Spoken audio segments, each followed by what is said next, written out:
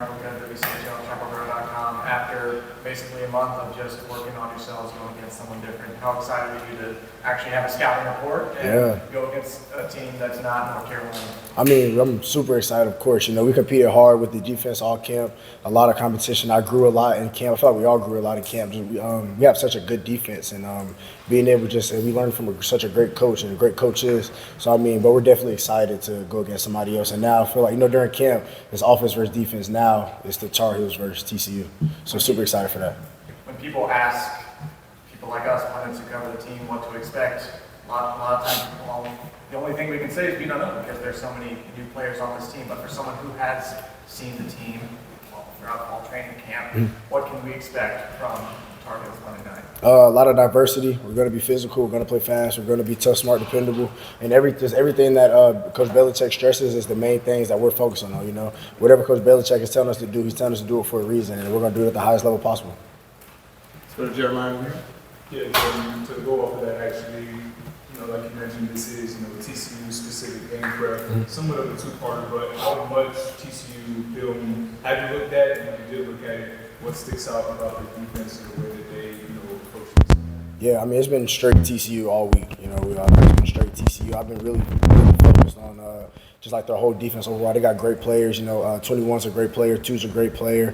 They have some pretty good corners and everything like that. 11's a great player. I don't know where he is, but I mean, at the end of the day, we're going to play Carolina football. We're going to try to make them adjust. We're going to make them adjust to what we want to do. You got a Brian in the back?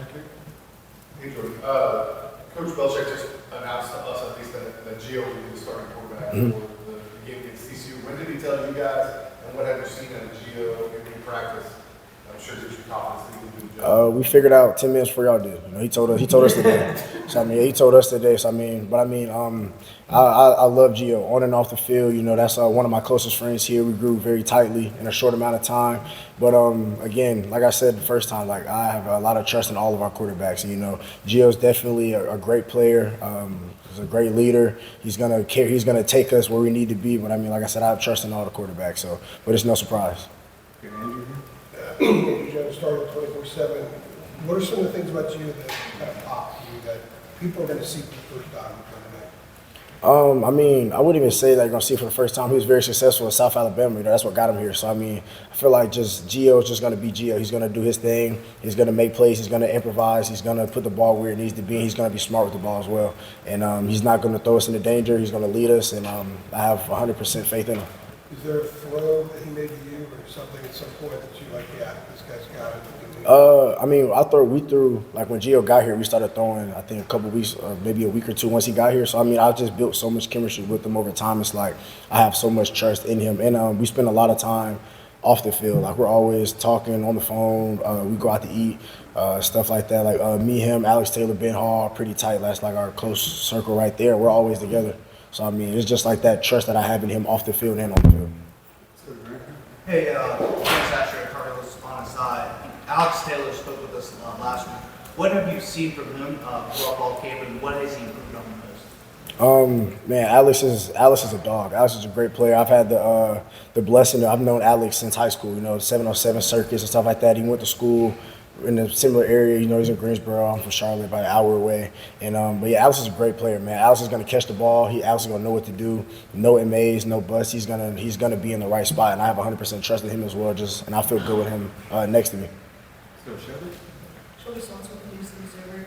I'm curious to talk about, you found out about this starting quarterback maybe 10 minutes before us. Bill was in here, kind of mumbled a little bit. We had to kind of ask ourselves, okay, did you actually just name the starter? Could you describe just what the announcement from him was like, or where y'all kind of put that scene for us? We're just in the offensive, the O-line room team, like our offensive team meeting. He was just like, Gio's a starter, but he was just the main thing he was emphasizing is that we're going to rely on everybody in the room. So even if like you could be starting today, you never know what happens. You can go out there, get injured, next guy up, you know. So we're going to rely on everybody, and we have 100% trust in everybody. And that's why I feel like it's so important for us to have chemistry with like everybody on the team in terms of just not even just quarterbacks, even different. Like it's great. Like I have a great relationship with my O-line as well, because I mean, like they're blocking. Of course, they're blocking for Gio, but at the same time, if they're not blocking for Gio, I can't get the ball either. None of the receivers can get the ball. We can't get the run game going. So it's good to have a relationship with everybody on the field. We got time for about two more. We're going to go to David, and then we're going to end with Adam up here. Jordan, you mentioned Gio's ability to improvise. As a receiver, how does that play into how you approach the offense? You have to be a little more, people are coming back here to keep your head on straight a little bit. Yeah, we call him Magic Johnson. We we call him Magic Johnson. Me, Alex, Var, we inside joke. We call him Magic Johnson. You make every play, make every throw, no matter where. So I mean, it's just having a quarterback like that is definitely like it's a big opportunity for big plays. He can just get out the pocket, and I know he has trust in me. There's times where he'll just throw it up and just let me go make a play, and that's something I'm grateful for. But like I said, it comes over just the hard work and time, and us building that connection. And I'm thankful that he has that connection. And the last question for Jordan will be for Adam. Appreciate that. Shipp, just from a bigger picture standpoint, with all the new guys that have come in here since the winter, the transfers, the true freshmen, what have you seen as the challenges of coming together as a team and making this a team to start this season? And what have you seen as the rewards? Like, how have you seen that whole process work out of essentially putting together a new group? I mean, really, I would say it's gonna, like, you probably might not believe me, but I would say we really didn't have any, too many challenges. Everybody kind of blended well. We got, everybody kind of knew somebody, and that kind of, brought everybody together. We got the group that came from Washington. They all came together. And then we had Drew that came from Boise State. He knew Thad previously and stuff like that. And, everybody kind of, when Nate Leacock transferred in, I played with him, Carolina Star, 7-on-7. So, I mean, we just, everybody kind of knew everybody and kind of helped us all, form together. We got another linebacker, Tamir. He came from Florida State. I played 7-on-7 with him as well. He's from Charlotte, went to Harding, transferred to Indian Land. Those are guys that a lot of us had connections with, and we just kind of all just made it stronger and stronger and stronger. And I would say really, a lot of that came from just, the off season, spending time outside, of course, but just, our conditioning and stuff like that. It was hard. And our strength coach says conditioning is just suffering, and bonding comes from suffering together. How much are you willing to suffer for a better cause? And that's something that I feel really, really brought us together, because it's the stuff we were doing was not easy at all. I definitely feel like we're going to be the best conditioned team in the country for sure. I feel like we had one of the harder summers and out of college teams, and we got a guy from the Patriots. What do you expect? So I mean, that's kind of the standard we hold each other to. Just to follow up very quickly, sorry. Does the newness add to the anticipation maybe of playing the first game, to get everybody out there and see what this thing looks like? For sure. I mean, I know for me, at least, this is only my second game starting, so it's new to me. And this is college game day, main ESPN prime time. I've never been a part of something that big, but I mean, that's where you just stay where your feet are. You can't focus. Right now, we're not worried about going out there and playing. We're worried about the prep going into the game. That's all we're focused on right now. So we're not worried about all the stuff going on outside, all the ESPN, we know all that's there. But right now, we're worried about just making sure we have all our tightest crew just ready to go. Perfect. Good stuff, Jordan. Let's go, Andrew, here on the front. Andy Jones started 24/7. Jordan said that the offense just found out you're going to start Monday night. When did you find out, and how that conversation go? Kind of just found out too. Just preparing every day. We were all preparing. Max was preparing. Bryce was preparing. Tori was preparing. We all, were just competing as a team, as a unit, just trying to, put ourselves in the best situation. And I guess it all kind of worked out for me. But I'm just thankful for the opportunity. You obviously came here with the intent on winning the job and starting. So what kind of personal satisfaction is it for you to have achieved that part at this point so far? It feels nice, to earn it, finally get announced, of course. That was the opportunity I got, that came about, and that's what I came here for, of course. But kind of feels good to call my dad, after getting announced, and just tell him, we got one part going, now it's time to, go win some games. Let's go to Brendan here. Thank you, Len Marson, congratulations. Just to follow up on that, you said you sort of find out too, but did Coach Belichick, did he pull you aside one-on-one first, and just overall, do you take any significance in sort of being the first starting quarterback for the WR Jordan Conference? Of course, I'm super thankful for the opportunity. Coach told me a little bit before, but nothing too crazy before. Just kind of told me, I've looked good during the fall camp, and told me that I'm going to get the reins of the offense, and just thankful for the opportunity. And, kind of, again, talking to my dad, it's I'm going to be Coach Belichick's first starting quarterback in college. It's a great opportunity. Let's go to Pat in the back here. Gio, Jordan was just saying they call you Magic Johnson. Just want to ask a little bit of story behind that name. Well, the story was we were training, and I did a no-look throw or something random, and ever since then it kind of stuck. I don't know why we went with Magic, but I guess it's a cool reference. We're going to go Noah here. No, Westcott, Target 24/7. Coaches tend to downplay the impact of national attention, but I feel like you guys live it every day. How do you manage your emotions going into a game with so much anticipation on one day? Just got to take it one day at a time. Right now, of course we're worried about TCU now. This is the game week, but just taking it day by day, going through install, watching film, and just getting ready for the week. Go right next to you, Grant. Hey, Grant Sasher, Victoria Hills on his side. Last year, I actually covered LSU. You were the starting quarterback for South Alabama. How did that trip to Baton Rouge prepare you for this season, going up against teams that have bigger stadiums, but then also what did you learn about yourself in that environment? In that environment, I just learned, just be a competitor, be myself. That's what got me here. And, LSU was a great team to compete against. Game didn't really go our way, of course, you saw that. But just the opportunity to play there and just play against great talent and feeling like I belonged there, it was a good opportunity. Gio Michael Coe, WCHL, JumpRow.com. Obviously, there's a lot coming into this game. Nick Saban and ESPN are going to be there prime time. You guys are the only game on Monday night. When you're walking around campus, do you feel the buzz? Do you feel the anticipation sort of going into this game? I don't really pay attention to the buzz. When I walk around campus, I've got some headphones on, listen to music. So I just really make sure I'm being good in academics when I'm on campus. So I'm not really paying attention to any of that. Bring up Dave here. Gio, what excites you about what this offense could be? I think we have a chance to be one of the best offenses in the country, of course. Of course, we still got to, day by day, stack days and keep getting better. But I do think we have a really explosive offense, and we have an opportunity to be really good. Jeremiah here. Yeah, Gio, obviously with the Labor Day start and everything like that, you kind of mentioned, some of the outside things. What are you guys doing in particular to kind of simulate a game-like environment, if that makes sense? Like obviously you have your on-field prep that you're doing, but are you guys, shifting things around? Like what are you guys kind of doing to simulate a game-like environment? We had some scrimmages in the stadium during fall camp, and then we just had some game day simulations. Just going through what halftime will look like, what the start of the game will look like. Going into the fourth quarter, those things. So, of course, for me, it was exciting just to see that because I haven't played in that stadium or nothing. But Coach Belichick's done a great job, getting us prepared for it. Got time for two more. We're gonna go to Reichem here. Reichem Fuller, Target 24/7. You obviously made the decision to transfer here. How does it feel for that process to pay off after a couple months of hard work, and now your first game with Carolina Blue, you're going to be starting in front of the semi-crowd at King Stadium?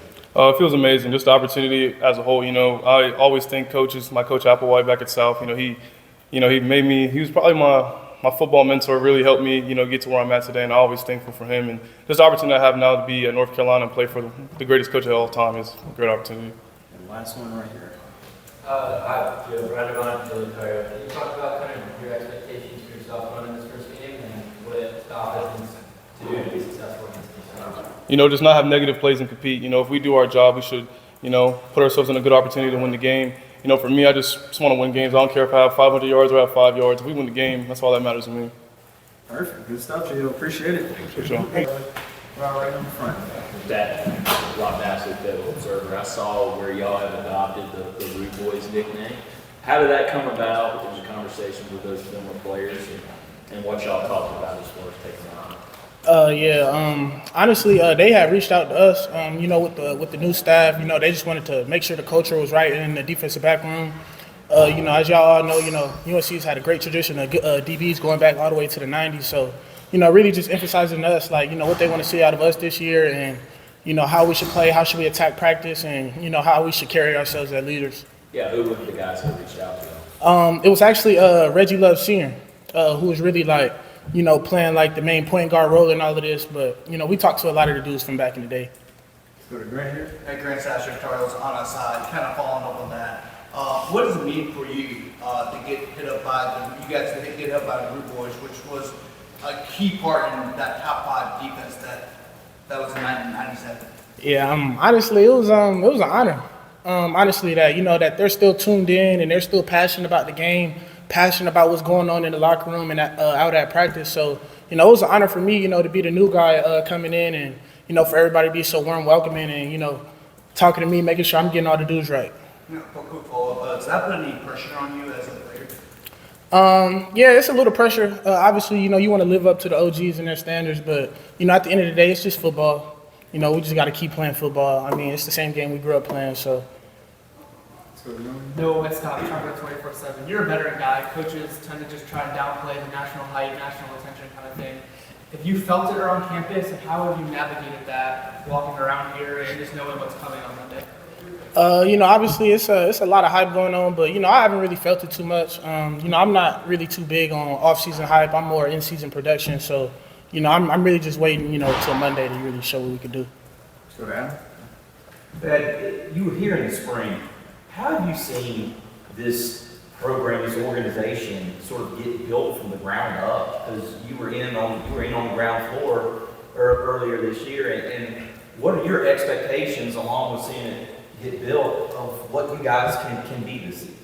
Yeah, me coming in, early January, being here for the spring, watching how the team and the culture has switched even from the spring to the fall. It's been special.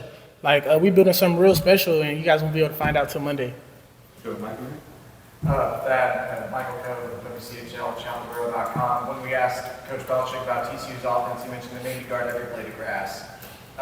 Just from what you've seen in the scouting report, what is it about them that makes them impressive, and what do you guys do to guard every blade of grass? They're a fast tempo team. They run a lot of plays on offense, like hitting out on the perimeter and stuff like that. But honestly, if everybody's just doing their 1 and 11, playing hard, running to the ball, being relentless, I feel like we'll be pretty successful. Let's go to Pat in the back. It had, I love the WR. Coaches named Gio Lopez starting from back.